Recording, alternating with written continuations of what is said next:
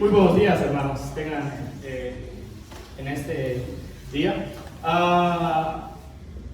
Quisiera comenzar con unas pequeñas preguntas.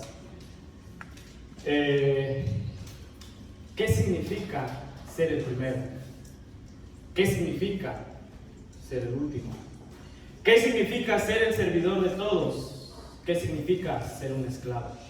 Y estas son una de las preguntas que se van a plantear en el pasaje que vamos a ver el día de hoy.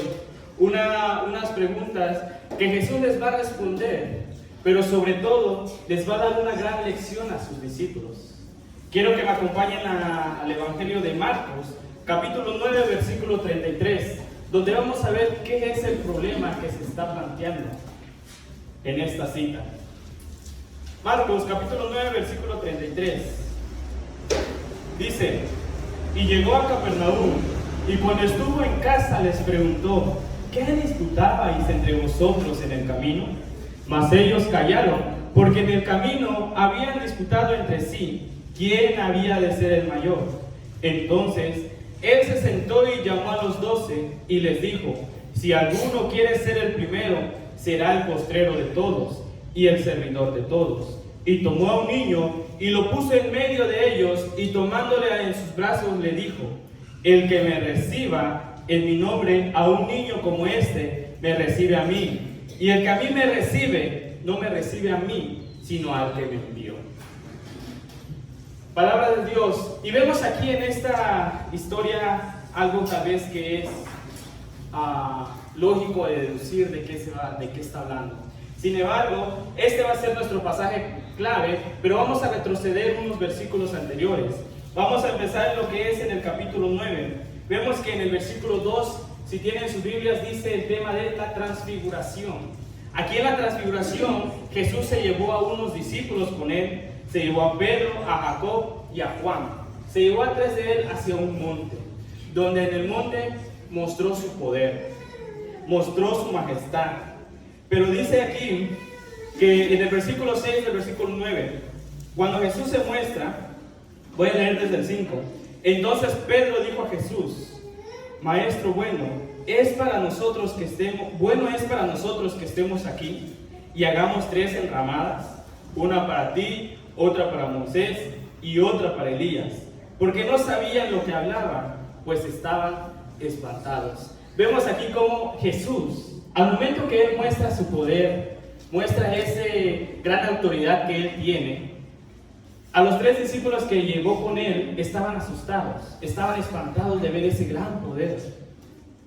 Después continuamos en el versículo 14, si tienen en su Biblia, menciona y dice: Jesús sana a un muchacho endemoniado. Sabemos que son 12 discípulos. De los 12, Jesús se llevó 3 hacia el monte. Y mientras Jesús estaba en el monte con esos 3, esto que vamos a leer a continuación estaba pasando con los demás. Dice que cuando llegó, versículo 14, cuando llegó a donde estaban los discípulos, vio una gran multitud alrededor de ellos y escribas que disputaban con ellos. Y enseguida toda la gente, viéndole, se asombró y corrieron a él y le saludaron. Él les preguntó: ¿qué disputabais con ellos? Y respondiendo uno de la multitud dijo: Maestro, traje a ti mi hijo, que tiene un espíritu mudo. Después vemos que más adelante en los versículos Jesús actúa, le sana, cura a este joven. Y en el versículo 28 del mismo capítulo 29 dice: cuando él entró en casa, sus discípulos le preguntaron aparte: ¿por qué nosotros no pudimos echar afuera? Y él les dijo: este género con nada puede salir, sino con oración y ayuno. Continuamos en el versículo 30 y aparece el tema de Jesús anuncia otra vez su muerte. Y aquí Jesús está hablando, está anunciando un tema muy importante sobre que Él va a morir. Pero no solamente que Él va a morir, sino que está hablando también del reino de Dios.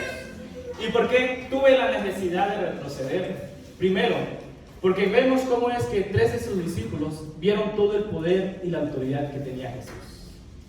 Vemos también cómo los demás estaban asombrados porque no pudieron sacar un espíritu maligno. unos asombrados del poder de Dios y otros asombrados después de que Jesús echó fuera este demonio. En el versículo 30, en el 31 dice: porque enseñaba a sus discípulos y les decía: el Hijo del Hombre será entregado en manos de hombres y le matarán, pero después de muerto resucitará al tercer día. Pero ellos no entendían estas palabras y tenían miedo de preguntarle. Miedo porque habían visto ese poder. ¿Cuál es el problema en este pasaje para los discípulos? Primero, que cuando Jesús les pregunta: ¿qué disputabais con ellos? ¿Qué hablaban entre ustedes? Ellos no respondieron absolutamente nada. Estaban avergonzados de lo que estaban hablando. ¿Y sobre qué era? ¿De quién iba a ser el primero?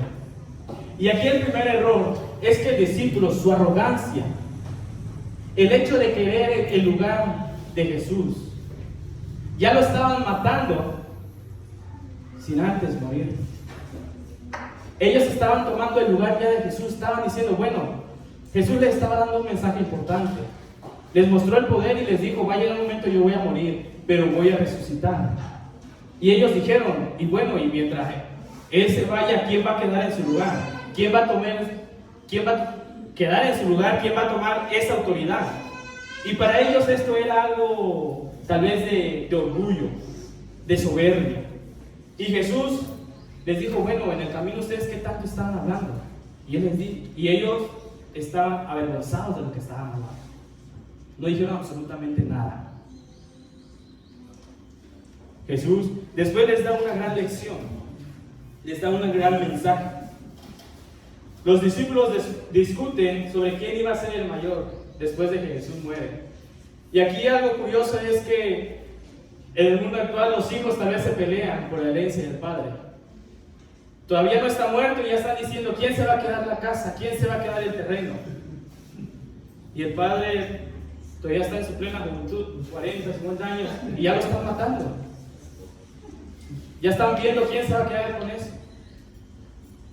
Vemos también cómo el orgullo, la soberbia del hombre, el querer más poder, daña a terceras personas. Así como en el pasaje vemos que estaban humillando, estaban pisoteando a Jesús. Él estaba demostrando su poder y les estaba dando un mensaje claro, algo importante. Pero ellos simplemente lo ignoraban, lo pasaban de alto y estaban enfocados en su propio bienestar, en lo que a ellos les convenía, en su egoísmo, en lo que a ellos les satisfacía, ignorando todo lo que les estaba, ese gran mensaje que le estaba dando Jesús. En nuestro mundo vemos tantas personas peleando por poder, por autoridad. Vemos esa guerra que todavía está contra Rusia y Ucrania, ya lleva años, más del año, y siguen peleando y siguen peleando.